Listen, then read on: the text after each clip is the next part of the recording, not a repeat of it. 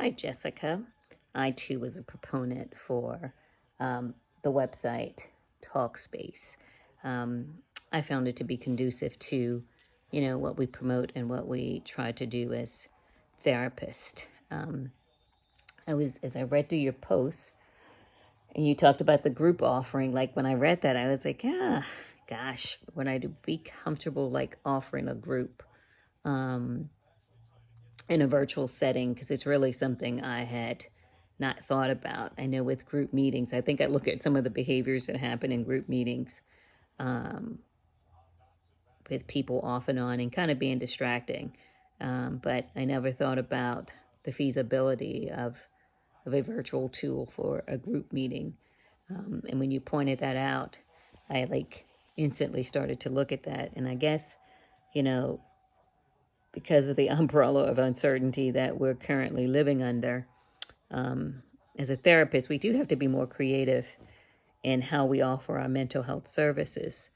So when I thought about the group and your point of, making it accessible and available to more people, I came to the conclusion that that's an awesome idea. Having a group of people come together, to support each other, and just be able to participate. Like we may be able to attract more individuals who would not ordinarily be able to attend a group. Therefore, adding, a different mix or a different fill to the group. Yalom was a great researcher, Irvin Yalom. I just remember him from one of my other courses when he talked about group work. And in his group work, he talks about, addressing uncertainties. So my doing that with a patient, with a client one-on-one would be totally different than being able to do that in a group setting. Because in a group setting, you're not only going to know how I think about that as a therapist, but you're going to be able to identify with more people who have those uncertainties, more so validating your feelings and empowering you more to know that, hey, it's not just me. And sometimes when we do that for individuals, it gives them strength to move on. We feed off the positivity and the power of others. So I think that could be also, beneficial. And checking in on your own self-care is another way I can check, my mental health compared to the mental health of someone else. Once again, validating what I need. And then I think in this too, we'd be able to create, more positive connections than what we're just used to connecting with.